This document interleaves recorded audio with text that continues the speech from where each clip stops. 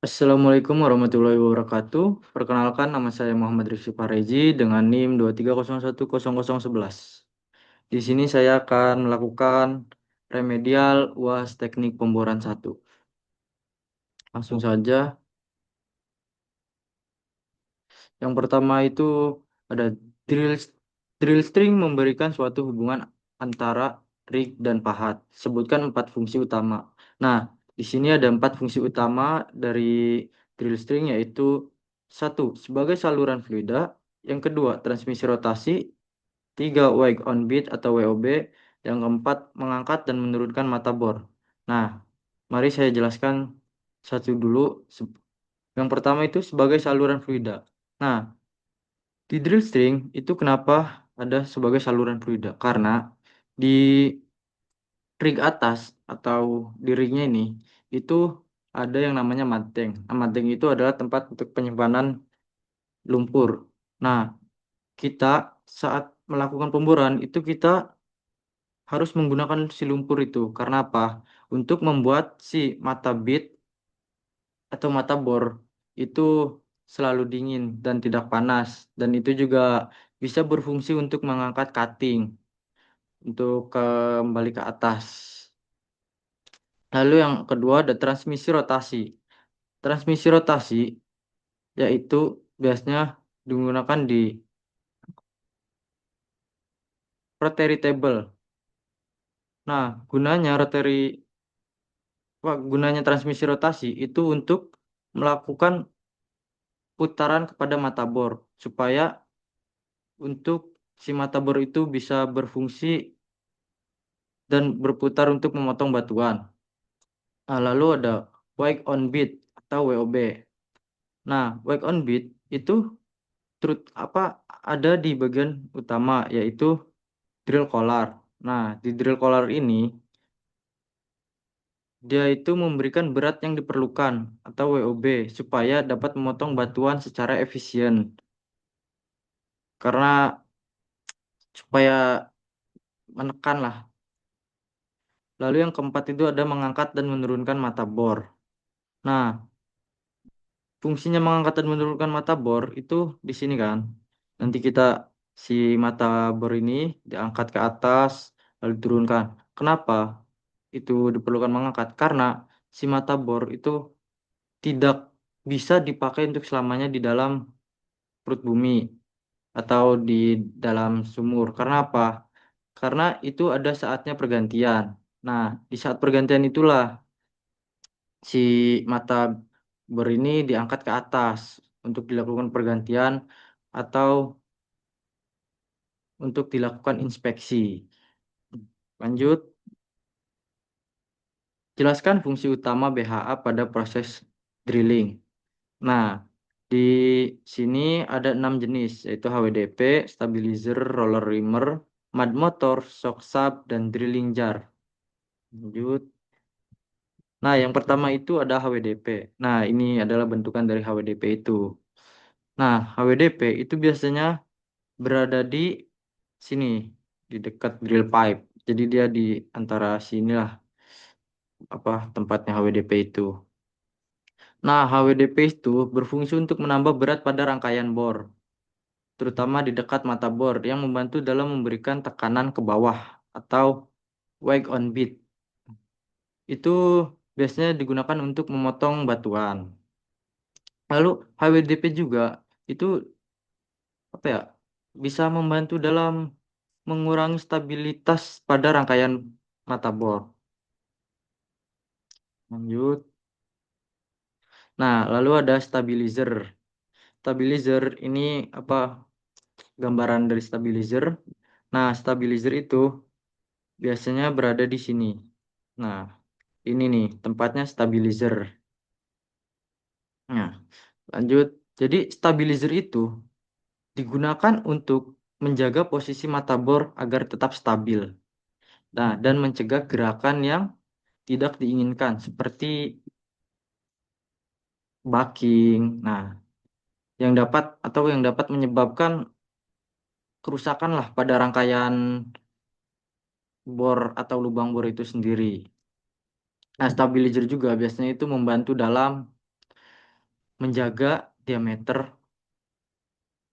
lubang bor tetap sesuai dengan yang direncanakan. Seperti itu. Lalu lanjut. Yang ketiga itu ada roller rimmer. Nah, ini dia roller rimmer itu berada di sini. Ini. Nah, ini gambaran dari roller rimmer. Nah, roller rimmer itu biasanya digunakan untuk memperbesar diameter lubang bor dan membersihkan dinding lubang bor dari potongan batuan yang menempel dan apa dapat merusak fungsi lah. Lalu fungsi lainnya adalah untuk menjaga lubang bor tetap lurus dan mencegah penyempitan diameter pada lubang bor. Itu gunanya roller rimmer.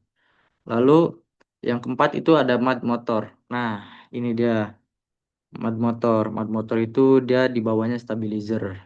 Jadi berdekatan dengan stabilizer. Nah, ini adalah gambaran dari si mud motor. Jadi bentukan dari mud motor itu seperti ini. Nah, mud motor itu berfungsi sebagai alat yang digunakan untuk tekanan fluida, tekanan fluida. Nah, atau lumpur lah, untuk memutar mata bor yang memungkinkan pengeboran dilakukan tanpa memutar seluruh rangkaian bor. Jadi supaya seluruh rangkaian bor itu tidak berputar semualah, seperti itu gunanya. Nah, mud motor juga biasanya berguna dalam pengeboran berarah atau directional drilling karena memungkinkan pengeboran dilakukan pada sudut yang berbeda-beda seperti itu. Itulah gunanya mud motor. Lalu yang kelima ada shock sub. Shock sub itu nah seperti ini.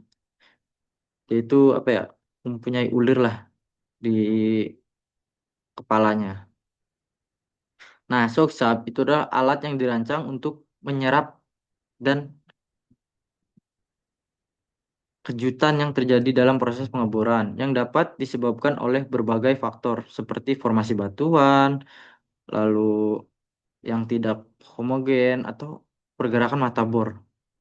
Nah, biasanya shock sub itu menyerap getaran lalu membantu menguranginya agar tidak kelelahan pada rangkaian bor dan meningkatkan efisiensi pengeboran. Seperti itu. Itulah shock sub. Lalu yang keenam ada drilling jar. Nah, ini bentukan dari drilling jar. Ya, bisa dilihatlah dari fotonya drilling jar itu seperti ini. Lalu drilling jar itu adalah alat yang digunakan untuk memberikan gaya pukulan vertikal ke atas atau ke bawah. Itu apa yang pada rangkaian bor yang dapat membantu melepaskan rangkaian bor yang terjepit atau tersangkut dalam lubang bor. Nah, drilling jar juga ada dua jenis. Yang pertama itu ada up jaring jar atau memberikan pukulan ke atas dan down jaring jar itu memukul ke arah bawah. Nah, lalu ada tiga jenis tiga jenis-jenis mata bor. Yang pertama ada PDC, lalu ada Tricon, yang ulang. Yang pertama itu ada PDC, yang kedua itu ada Tricon ini, dan yang ketiga itu ada Diamond. Nah, maaf, sorry tadi pencet. Nah, ini bentukan dari PDC bead. PDC bead atau polycrystalline diamond compact bead. Nah, itu adalah bead modern yang menggunakan cutter berbentuk cakram tipis dari material polycrystalline diamond yang dipasang pada bead body. Nah, ini cara kerjanya itu bias seperti memotong batuan dengan mekanisme geser. Jadi digeser. Nah, menggunakan ketajaman dari PDC cutternya itu. Itu PDC Beat. Nah, kelebihannya dari PDC Beat itu biasanya sangat sangat efektif di formasi lunak, sedang atau keras. Nah, biasanya umurnya itu umur pemakaiannya lah itu sangat panjang dan kecepatan pengeboran pun dia tinggi. Nah, lalu tidak memiliki bagian bergerak atau fixed cutter. Nah, itulah kelebihan dari PDC bit. Nah, kekurangan dari PDC bit itu tidak optimal pada formasi yang sangat keras atau abrasi tinggi. Biasanya itu karena sensitif terhadap impact loading dan vibration. Itulah PDC bit. Lalu yang kedua itu ada Tricon bit. Nah, ini dia bentukan dari Tricon bit. Nah, Tricon bit itu memiliki apa ya? Atau bisa dilihat dengan tiga jenis kerucutnya. Ini nih, atau kon yang berputar. Ini mereka kalau pas digunakan itu berputar. Berputar masing-masing dilengkapi tit dari baja atau mill tooth atau sisipan karbida tungsten insert tooth. Nah, cara kerja dari Tricon bit itu dia memecahkan batuan dengan mekanisme menghancurkan atau menggerus. Jadi dia kan atau digerus. Lalu kelebihan dari Tricon bit sendiri itu dapat digunakan pada berbagai jenis formasi, dari lunak hingga keras. Nah, biasanya Tricon bit itu didesain bervariasi untuk kondisi pengeboran yang berbeda. Jadi setiap pengeboran berbeda tuh dia memiliki desain yang berbeda juga. Bisa ibaratnya seperti request lah. Nah, biasanya kekurangan dari Tricon Beat itu memiliki bagian bergerak sehingga lebih cepat haus dibanding BDC.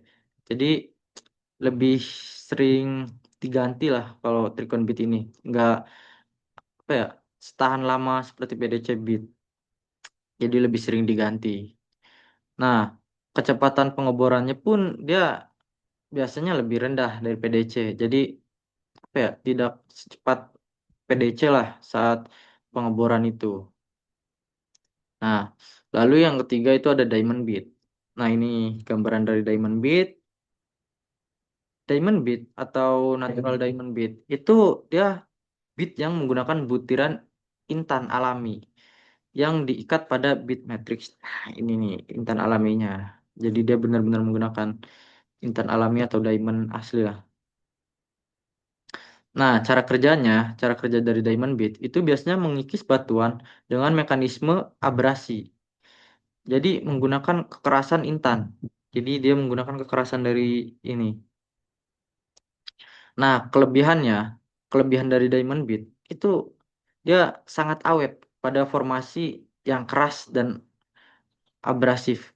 Jadi dia ini di antara ketiga ini dialah yang paling kuat kalau untuk hal-hal yang lebih keras. Lalu biasanya Diamond Beat itu cocok juga untuk pengeboran deep well atau hard formation.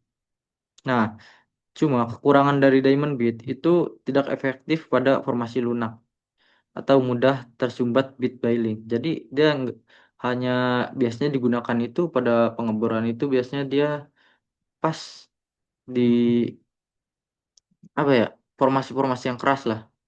Jadi kalau yang lunak-lunak tidak menggunakan Diamond Beat. Nah, dan biaya pembuatannya pun tinggi karena dia menggunakan intan alami. Seperti itu dari Diamond Beat. Nah, yang keempat itu ada apabila DP dicabut dengan sistem kering, pull dry. Nah, jadi sistem kering itu pull dry. Ini dia drill pipe itu dia diangkat pas sudah benar-benar tidak ada lumpur dan sudah benar-benar kering lah. Seperti gambar ini. Jadi pas diangkat itu tuh dicabut dia sudah pure, tidak ada lagi apa namanya lumpur atau hal-hal lain lah. Nah, dan diketahui drill pipe cap itu 0,01419 bbl per feet. Nah, lalu DP dispelnya itu 0,00633 bbl per feet. Cap N sama dengan 0,050 bbl per feet. Maka lumpur yang harus diisikan ke dalam lubang bor untuk mencabut setiap 5 stand atau satu standnya itu 90 feet. Nah, DP adalah, nah, yang pertama itu diketahui dulu. Diketahui DP cap sama dengan 0,01419 bbl per die. Barrel per. Nah, ini dari sini itu hasil awalnya itu. Lalu DP dispel itu 0,00633 bbl per feet. Lalu cap N-nya itu 0,050 bbl per feet. Nah, tadi kan dari soal di atas, satu stand itu sama dengan 90 feet. Sedangkan kita ada 5 stand. Nah, kita hitung saja 5 kali 90 karena kan satu standnya itu 90. Jadi kita kalikan dari full total stand dengan hasil satu stand itu. Jadi 5 kali 90 itu sama dengan 450 feet. Sorry, sorry. Nah, lalu kita masuk ke perhitungan. Jadi cara berhitung itu DP cap itu ini ditambah DP dispal ditambah cap N dikali, nah, hasil dari perhitungan yang stand itu dari full standnya. Nah, lalu kita masukkan saja. Pertama DP cap itu 0,01419 ditambah 0,00633 dari DP dispel, lalu ditambah 0,050 dari cap N. Lalu dikali dengan si stand sama dengan hasilnya itu 31,734 ppl. Lalu jawabannya itu yang kita dapatkan dari hasil tersebut adalah 31,734 ppl. Oke, kita lanjut. Nah, lalu yang kelima itu ada terdapat tiga standar API untuk berat casing. Nah, yang pertama itu ada berat ringan atau lightweight, yang kedua berat normal atau normal weight, yang ketiga berat heavyweight. Nah, ini wah perhitungannya lah nilai-nilainya. Lalu ini ada contoh casing juga. Nah, yang pertama ada berat ringan lightweight. Berat ringan itu biasanya digunakan pada kedalaman dangkal atau di mana tekanan formasi tidak terlalu tinggi. Nah, lalu berat yang lebih ringan memudahkan penanganan dan pemasangan serta mengurangi biaya. Jadi biasanya berat ringan itu hanya digunakan di apa ya, kedalaman-kedalaman yang dangkal lah, sumur-sumur yang dangkal saja. Karena itu juga mengurangi biaya lah, biayanya lebih murah. Lalu yang kedua itu ada berat normal. Nah, berat normal itu standar yang paling umum yang biasanya itu digunakan dan cocok untuk berbagai kondisi pengeboran. Jadi berat normal itu biasanya yang sering digunakan lah pada saat pengeboran itu. Jadi dia bisa digunakan dalam berbagai kondisi. Jadi cocok lah untuk digunakan. Nah, casing dengan berat normal memberikan keseimbangan antara kekuatan dan biaya. Lalu yang ketiga itu ada berat heavyweight. Nah, heavyweight itu adalah casing berat yang digunakan pada kedalaman yang sangat dalam atau di mana tekanan formasi sangat tinggi. Sorry. Casing ini memiliki kekuatan yang lebih besar untuk menahan tekanan dan beban yang ekstrim. Jadi ini heavyweight itu cocok lah untuk menahan beban-beban yang sangat tinggi atau berat atau bisa dibilang ekstrim lah. Oke, lanjut. Yang keenam, jelaskan 9 tujuan utama hydraulic horsepower. Nah, ini adalah gambaran dari hydraulic horsepower. Di dalam hydraulic horsepower Itu tujuannya itu ada 9. Yang pertama, ada transfer daya. Transfer daya itu adalah sebuah sistem hidrolik yang mampu mentransferkan daya dalam jumlah besar melalui fluida bertekanan atau memungkinkan pergerakan mesin dan peralatan yang berat. Lalu yang kedua, itu ada pengaturan tekanan dan aliran atau HPU, Hydraulic Power Unit. Itu memungkinkan pengaturan tekanan dan aliran fluida itu sesuai dengan kebutuhan dari sistem. Karena itu dapat memastikan operasi yang optimal dan efisien. Lalu yang ketiga itu ada kontrol presisi. Kontrol presisi itu adalah sistem hidrolik yang memungkinkan kontrol yang presisi terhadap gerakan aktuator atau seperti silinder atau motor hidrolik. Nah, itu memungkinkan gerakan yang halus dan terkendali. Lalu yang keempat itu ada aplikasi beban berat. Nah, aplikasi beban berat itu adalah sistem hidrolik yang dirancang untuk mengangkat dan memindahkan beban berat dengan mudah, seperti pada kren, eskavator, dan peralatan konstruksi lainnya. Ya, yang sering kita lihat itu biasanya kren. Jadi, contoh dari aplikasi beban berat itu dia dapat memindahkan beban-beban yang sangat berat yang tidak bisa diangkut oleh manusia.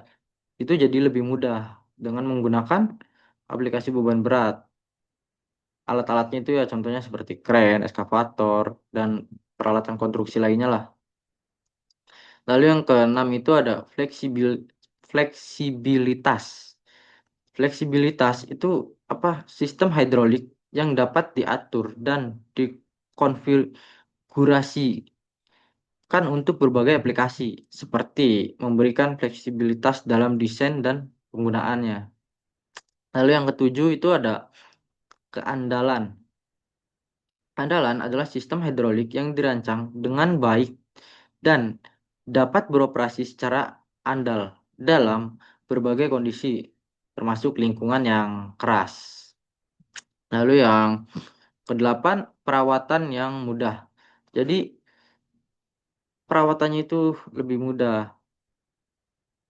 Seperti komponen sistem hidrolik relatif mudah diakses dan dirawat, memungkinkan perbaikan dan pergantian yang cepat. Jadi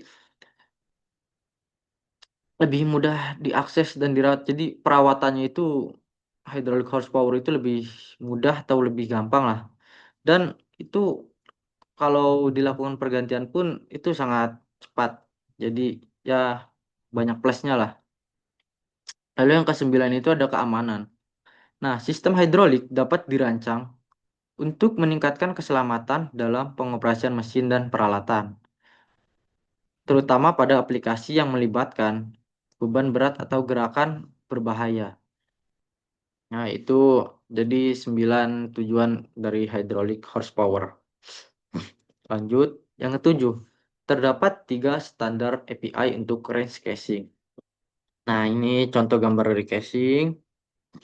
Nah, di standar API itu ada range, panjang feet, dan panjang meter. Yang pertama, range 1. Range 1 itu berada di 16 hingga 25 feet. Nah, itu biasanya digunakan untuk pengeboran yang dangkal-dangkal saja lah. Jadi yang hanya memiliki kedalaman 16 sampai 25 feet saja. Lalu untuk panjang meternya itu ada 4,88 hingga 7,62 meter. Lalu yang kedua itu ada range 2. Jadi range 2 itu panjang feetnya di 25 hingga 34 feet. Nah, biasanya range 2 itu apa? Rentang yang paling umum digunakan dan cocok untuk berbagai kedalaman pengeboran. Jadi biasanya itu yang sering digunakan itu adalah dari ketiga range ini itu range 2. Karena dia cocok di dalam kedalaman pengeboran berapapun.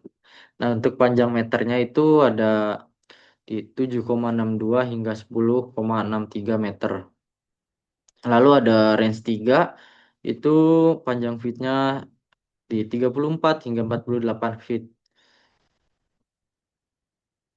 Nah, biasanya range 3 itu digunakan untuk pengeboran yang lebih dalam dan untuk meminimalkan jumlah sambungan casing lah. Jadi supaya tidak terlalu banyak sambungan. Nah, untuk panjang meternya itu 10,36 hingga 14,63 meter. Nah, lalu yang kedelapan itu terdapat 4 jenis spesifikasi API coupling pada casing. Nah, ini gambaran dari apa si coupling dari casing. Ini nih, ada ini, dan dia juga kayak memiliki ulir lah di dalamnya. Yang pertama itu ada short thread end coupling atau STP. Itu adalah biasanya lebih disebutnya ulir pendek. Jadi dia merupakan jenis sambungan yang paling umum dan ekonomis. Sambungan ini memiliki ulir yang relatif pendek. Ya seperti yang tadi saya bilang, dia memiliki STP itu dia memiliki ulir yang pendek. Nah, biasanya menggunakan kopling untuk menghubungkan dua buah casing. Jadi biasanya STP itu karena dia pendek, jadi biasanya digunakan untuk menyambungkan dua buah casing saja. Lalu yang kedua itu ada long thread and coupling atau LTC atau bisa disebut ulir panjang lah. Nah, LTC itu serupa dengan STC. Jadi apa ya, tetapi dia itu memiliki ulir yang lebih panjang sehingga memberikan kekuatan sambungan yang lebih baik. Jadi untuk kekuatan sambungan LTC itu lebih baik dibanding STP lah. Seperti itu singkatnya. Lalu yang ketiga itu ada butter butter thread and coupling atau BTC. Nah, jenis sambungan ini itu apa? Ulir tutup belakang lah. BTC. BTC itu bisa disebut ulir tutup belakang. Jadi, ini adalah BTC itu adalah jenis sambungan yang memiliki ulir yang berbentuk trapesium dan dirancang untuk menahan tekanan dan beban tarik yang lebih tinggi dibandingkan STC dan LTC. Jadi beban tariknya itu lebih tinggi dibanding kedua ini. Lalu yang keempat ada extreme line atau X line. Nah, ulir extreme atau X line itu merupakan jenis sambungan khusus yang dirancang untuk aplikasi dan keandalan yang tinggi seperti pada pengeboran dalam dan kondisi lingkungan yang ekstrim. Tuh. Yang kesembilan, itu terdapat beberapa jenis pembebanan pada casing. Buka kurung, kekuatan maksimum casing dalam menahan tekanan. Itu ada tiga yang saya dapat. Yang pertama itu ada beban burst. Nah, ini contoh dari beban burst itu. Lalu ada beban kolaps. Ini contoh dari beban kolaps. Lalu yang ketiga beban aksial atau tension. Nah, beban aksial itu ini. Yang pertama ada beban burst dulu ya. Beban burst itu adalah beban yang terjadi ketika tekanan internal dalam casing lebih besar daripada tekanan eksternal. Ya, seperti contohnya itu ada saat terjadi tekanan formasi yang melebihi tekanan hidrostatik, itu hidrostatik lumpuran pengeboran. Nah, lalu casing harus didesain agar mampu menahan tekanan burst ini supaya tanpa mengalami kegagalan. Lalu yang kedua itu ada beban kolaps. Beban kolaps itu terjadi ketika tekanan eksternal pada casing lebih besar dibandingkan tekanan internal. Jadi ini bisa terjadi saat kehilangan lumpur atau loss circulation atau saat ada tekanan hidrostatik yang lebih tinggi di luar casing. Nah, desain casing ini itu harus memastikan bahwa casing tidak akan mengalami keruntuhan akibat tekanan kolaps. Lalu yang ketiga itu ada beban aksial atau tension. Beban aksial adalah beban tarik yang disebabkan oleh berat casing itu sendiri. Nah, biasanya itu digantung di dalam sumur. Beban tension itu terbesar berada pada bagian atas rangkaian casing atau di permukaan. Nah, dan berkurang hingga nol pada bagian bawah. Pengeboran pada lubang yang tidak lurus atau berdeviasi dapat meningkatkan beban tension pada casing. Seperti itu. Lalu yang ke-10 itu ada jelaskan fungsi casing berikut. Ini sesuai dengan klasifikasinya. Yang pertama itu ada surface casing. Nah, surface casing itu berada di sini di linear apa ya, di linear luar lah yang kedua. Inilah ya udah ada gambarnya bisa dilihat ini keberadaan dari surface casing. Nah, surface casing atau casing permukaan itu adalah fungsi utamanya supaya melindungi sumur dari renungan formasi tanah lemah di dekat permukaan atau untuk mencegah kontaminasi air bersih dan menyediakan tempat untuk pemasangan blowout preventer atau BOP. Nah, biasanya itu dipasang setelah konduktor. Nah, ini konduktor. Jadi pertama itu dipasang itu konduktor dulu. Nah, setelah konduktor itu baru surface casing yang dipasang. Dan kedalamannya pun ditentukan berdasarkan formasi tanah lemah dan kedalaman air tawar. Nah, lalu ada fungsi dari surface casing. Fungsi lainnya dari surface casing itu dapat melindungi sumur dari air formasi dan menjaga stabilitas lubang bor dan menyediakan tempat untuk melakukan leak off test. Nah, itu dari surface casing. Lalu ada intermediate casing. Nah, intermediate casing itu biasanya setelah surface casing. Jadi pertama itu biasanya dia konduktor casing, surface casing, lalu baru intermediate casing. Nah, inter intermediate casing itu biasanya berfungsi agar casing itu melindungi sumur dari formasi yang bertekanan tinggi. Nah, formasi yang menyebabkan biasanya kehilangan lumpur atau loss circulation atau formasi yang dapat menyebabkan stuck pipe. Nah, seperti yang saya bilang tadi intermediate casing ini itu dia dipasangnya setelah konduktor casing, lalu surface casing, nah setelah itu baru intermediate casing. Nah, kita lanjut. Yang ketiga itu ada production casing. Nah, ini production casing. Production casing atau oil string itu fungsi utamanya adalah untuk melapisi formasi produktif yang dapat menyegel reservoir minyak dan gas sehingga memungkinkan produksi yang aman dan pengujian zona terpisah dari injeksi air lalu dan stimulasi. Nah, si production casing ini bias biasanya dipasang dari permukaan hingga formasi produktif dan merupakan casing terakhir dipasang di dalam sumur. Jadi ini apa casing terakhir lah production casing itu.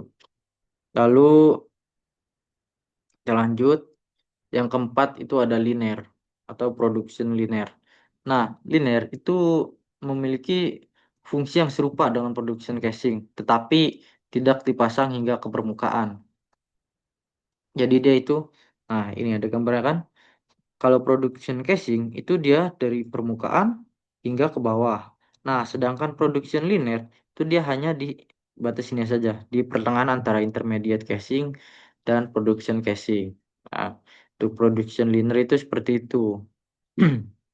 Nah, biasanya itu apa ya? Dengan cara dipasang itu dengan cara overplating atau beberapa ratus kaki dengan casing sebelumnya untuk memastikan penyegelan semen agar tetap aman. Nah, ini aduh sorry, ini soal nomor 11 nggak tertulis di sini. Nah, ini soal hitung-hitungan. Yang pertama itu diketahui data sumur itu ada kedalaman sumur itu dia 4.000 feet. Lalu yang kedua ada diameter dengan nilai 8,5. Lalu ada program, itu dia bernilai 7 linear data. Lalu yang kedua itu ada drill string. Nah, dalam drill string itu ada dua, yaitu drill pipe sama dengan 4 1/2 OD atau oddiometer. Lalu 3,826 untuk ID 1375 feet. Nah, untuk panjangnya dari DP itu sendiri. Nah, setelah dinilai itu mendapatkan nilai 3964 feet. Lalu yang kedua ada drill collar C, yaitu DC itu nilainya 6 1/4. Nah, untuk OD itu dia dapat nilai 2 13/16. Lalu untuk ID itu dapat nilai 83. Nah, untuk panjang DC-nya itu sendiri didapatkan hasil 301 feet. Lalu yang ketiga itu ada data lumpur. Pertama ada densitas lumpur sama dengan 8,5 ppg. Lalu yang kedua ada plastik viskositas atau VV itu 17 cp. Lalu yang ketiga yield point atau YP itu 12 lb atau 100 feet. Lalu yang keempat itu densitas cutting DC itu 19,58 ppg. Lalu yang terakhir itu diameter cutting itu sekitar 0,625 inch. Nah, yang ditanyakan dari soal ini itu berapa besar HP pompa dan berapa besar premover yang dibutuhkan HP ke watt. Kita lanjut. Nah, ini dia cara penyelesaiannya. Penyelesaiannya itu yang pertama menentukan kecepatan pengangkatan cutting. Buka kurung VS tutup kurung feet per second. Nah, rumusnya itu VS sama dengan 1,54.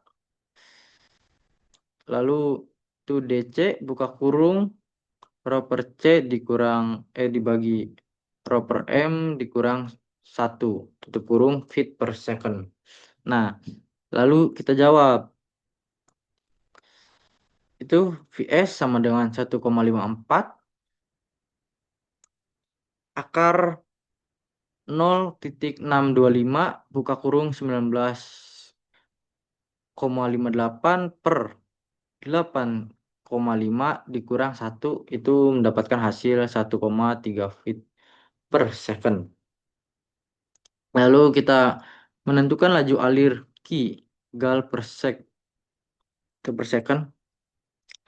Ini dia penurunan rumusnya bisa dilihat. Yang pertama V sama dengan 24,5 kali Q per buka kurung DH pangkat 2 dikurang OD pangkat 2 tutup kurung gal per men. Nah, di sini 24,5 kali Q per 60 DH pangkat 2 dikurangi OD pangkat 2 gal per sek. Nah, mari kita hitung lanjutannya. VS kali 60 buka kurung DH pangkat 2 dikurangi OD pangkat 2 sama dengan 24,5 5 kali Q. Lalu Q sama dengan Vs kali 60 buka kurung DH pangkat 2 dikurang OD pangkat 2 dp atau drill pipe dibagi 24,5. Lalu nilai akhirnya itu Q sama dengan 2,448 kali Vs buka kurung DH pangkat 2 dikurangi OD pangkat 2 drill pipe. Lalu kita jawab Q sama dengan 2,448 dikali 1,3 buka kurung 8,5 pangkat 2 dikurangi 4,5 pangkat 2 tutup kurung. Q. Lalu bawahnya Q sama dengan 165,48 gal per sek. Nah, itulah dari nilai menentukan laju alirnya itu sebesar 165,48 gal per sek. Jadi kita pindahin dulu. Ini lanjut menentukan kecepatan kritis. Buka kurung VC feet per second. Pertama A. Kecepatan kritis VC di dalam drill pipe dan drill collar. Rumusnya itu VC sama dengan 1,08 dikali PV tambah 1,078 akar buka kurung PV pangkat 2 tambah 9,256 buka kurung ID pangkat 2 dikali YP kali rho M per rho M kali ID, feet per second. Nah, untuk DP atau drill pipe itu VC 1,08 dikali 17 tambah 1,078 akar dalam kurung 17 pangkat 2 ditambah 9,256 dalam kurung 3,826 pangkat 2 dikali 12 kali 8,5 dibagi 8,5 kali 3,826. Nah, hasilnya itu VC drill pipe itu sekitar 4,5 feet per second. Nah, lanjut untuk drill collarnya itu VC sama dengan 1,08 dikali dalam kurung 17 ditambah 1,078 akar ke dalam kurung 17 pangkat 2 ditambah 9,256 buka kurung 2. Terus 13 dibagi 16 tutup kurung pangkat 2 dikali 12 kali 8,5 dibagi 8,5 kali 2 13 per 16 dan hasilnya setelah dihitung itu mendapatkan hasil 4,72 feet per second. Lalu kedua itu ada kecepatan kritis VC di dalam anulus hall kurangi DP dan DC itu rumusnya pencet.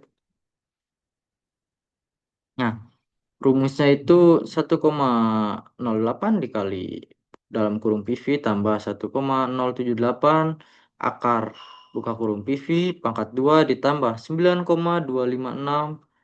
buka kurung DH dikurangi OD tutup kurung di pangkat 2 dikali YP dikali rho M dibagi rho M dikali buka kurung DH per OD. Untuk anulus hall atau drill pipe itu yang pertama rumusnya 1,08 dikali dalam kurung 17 ditambah 1,078 akar 17 pangkat 2 ditambah 9,256 buka kurung 8,5 dikurangi 4,5 pangkat 2 dikali 12 dikali 8,5 dibagi 8,5 kali buka kurung 8,5 dikurangi 4,5 itu mendapatkan nilai sebesar 4,47 feet per second.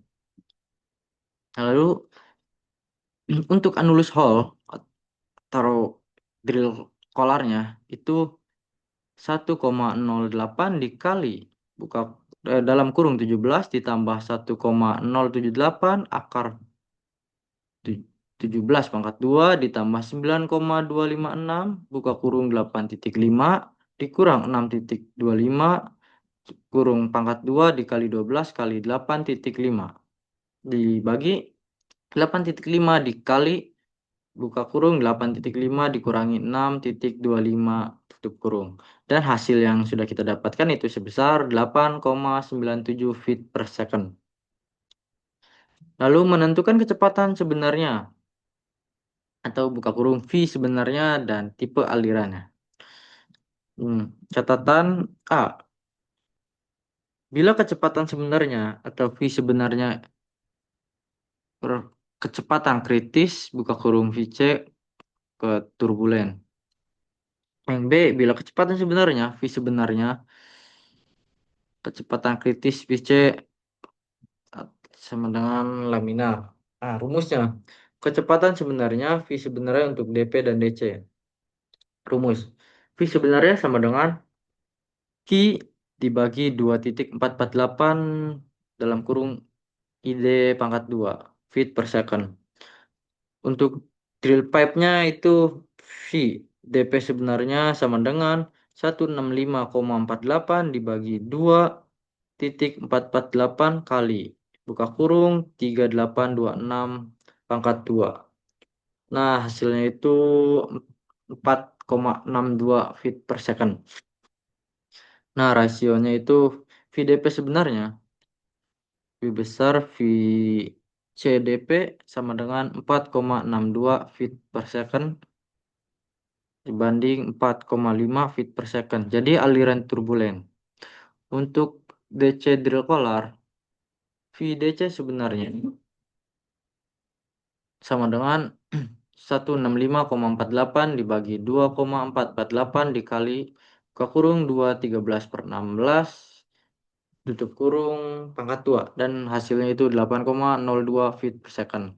Rasionya VDC sebenarnya VD, VCDC sama dengan 8,08 feet per second lebih besar 4,74 feet per second jadi dia menjadi aliran turbulen. Nah, kecepatan sebenarnya V sebenarnya anulus Hall dP per DC. Rumusnya itu V sebenarnya sama dengan Q dibagi 2,448 buka kurung DH pangkat 2 dikurangi OD pangkat 2 feet per second. Lalu untuk anulus Hall atau DP drill pipe V unhole dikurangi DP sebenarnya sama dengan 165,48 dibagi 2,448 dikali 8,5 pangkat 2 dikurangi 4,5 pangkat 2 itu hasilnya 1,3 feet per second. Rasionya V unhole dikurangi DP sebenarnya lalu V C unhole per DP 1,3 feet per second lebih kecil dibanding 4,47 feet per second. Jadi aliran laminer. Untuk anulus Hall kurangi DC, drill collar itu V unhole dikurangi DP sebenarnya sama dengan 165,48 dibagi 2,448 dikali buka kurung 8,5 pangkat 2 dikurangi 6,25 pangkat 2 tutup kurung. Itu hasilnya 2,4 2,04 feet per second.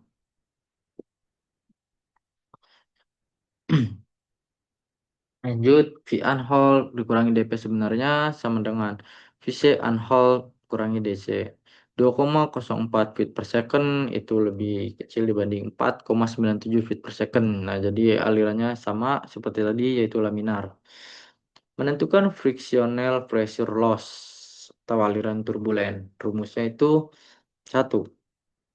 Menentukan N per RE sama dengan 2970 kali rho M dikali V kali ID dibagi PV. Nah, keterangannya, kecepatan sebenarnya itu V itu sama dengan kecepatan sebenarnya atau feet per second. Yang kedua itu ada ID itu adalah inside diameter pipa yaitu inch. PV yaitu plastik viskositas dengan ininya CP. Dua, menentukan F, menggunakan grafik Fanning. Jadi kita jawab untuk DP drill pipe NRE sama dengan 2970 kali rho M dikali V DP sebenarnya dikurangi DP sebenarnya dikali ID DP dibagi PV NRE.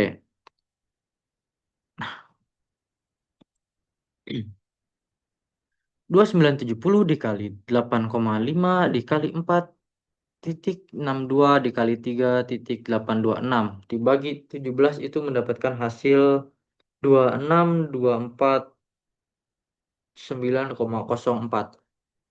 Dengan grafik A funding harga F untuk DP itu 0,007. Untuk DC-nya itu drill color yaitu NRE sama dengan 2970 dikali rho M dikali V. DC sebenarnya kali ID DC dibagi PV.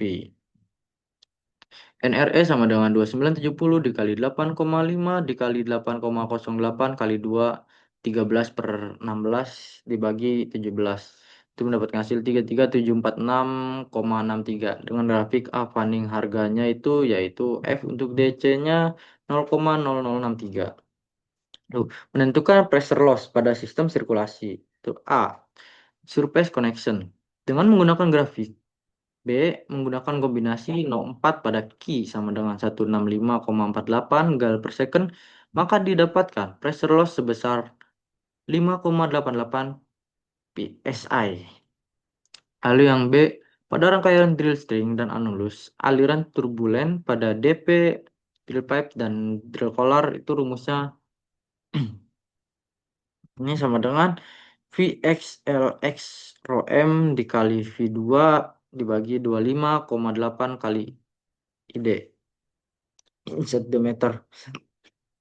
Lalu keterangannya itu F sama dengan friction factor, L sama dengan panjang pipa, rho per M sama dengan densitas mud, V sama dengan kecepatan sebenarnya, ya ID itu insert diameter. Lalu jawab pressure loss, turbulent drill pipe DP. DP sama dengan 0,007 kali 3,964 dikali 8,5 dikali kekurung 4,62 pangkat 2 dibagi 25,80 dikali 3 dikali 826. Itu mendapatkan hasil 50,9 psi. Lalu pressure loss turbulent di drill collarnya. Itu DC sama dengan 0,0036 dikali 301 dikali 8,5 dikali kekurung 8,808 pangkat 2 dibagi 25,80 dikali 2, 13/16 itu mendapatkan hasil 14,5 psi. Nah, aliran laminarnya antara nulus hole kurangi DP dan DC itu rumusnya seperti ini rumusnya dan keterangannya itu PV plastik viskositas, lalu L panjang pipa, YP yield point, V kecepatan sebenarnya, DH diameter hole, PD outside diameter inch. Nah, ini dari pressure loss juga pressure loss laminar annulus hole. DP dan DC itu seperti ini. Setelah dimasukkan rumus-rumusnya itu mendapatkan hasil 64,93 psi. Lalu pressure loss, laminar annulus hole DC-nya juga sama. Setelah dimasuk-masukkan itu mendapatkan hasil 10,09 psi. Nah, lalu menentukan pressure loss di nozzle bit. Rumusnya seperti ini. Terangannya itu ada per M itu densitas lumpur, Q laju alir, CD coefficient drag, A luas nozzle, atau diameter nozzle. Jawab. Nah, ini rumusnya mendapatkan hasil 0,56 inch. Lalu ini rumus dari nozzle-nya itu mendapatkan hasil 61,57 psi. Menentukan pressure loss total. Nah, ini dia hasil dari pressure loss total yang sudah kita dapatkan dari awal hingga akhir. Totalnya itu ada di 0,7,87 psi. Lalu menentukan horsepower pada sistem pompa. A. Menentukan happy drawwork. Nah, rumusnya itu happy drawwork sama dengan Q dikali TOT titik P loss dibagi 17/14. Jawab Nah, jadi HP Drawok itu sama dengan 165,84 dikali 208 dibagi 1714. Nah, hasilnya itu 20,13 HP. Lalu yang B, menentukan besar input dari HP Primover. Rumusnya yaitu HP Primover sama dengan HP Drawok per N. Keterangannya itu N sama dengan efisiensi itu sekitar 85%. Jawabnya HP Primover itu sama dengan 20,13 dikurangi 0,85 sama dengan itu hasilnya di depan HP power. Nah, bila dikonvertikan ke daya watt, itu adalah satu HP-nya itu sama dengan 745 watt. Jadi Primover menyediakan daya watt itu sebesar 23 dari sini kan 23,68 dikali 745 watt itu sebesar 1764,1,6 watt. Jadi hasilnya itu jadi nilai pada pompa adalah dengan 20,13 horsepower sedangkan nilai horsepower Primovernya itu dengan 23,68 horsepower dikali 745 watt dari sini sama dengan 1764,1,6 watt. Oke, terima kasih. Hanya itu saja presentasi dari saya.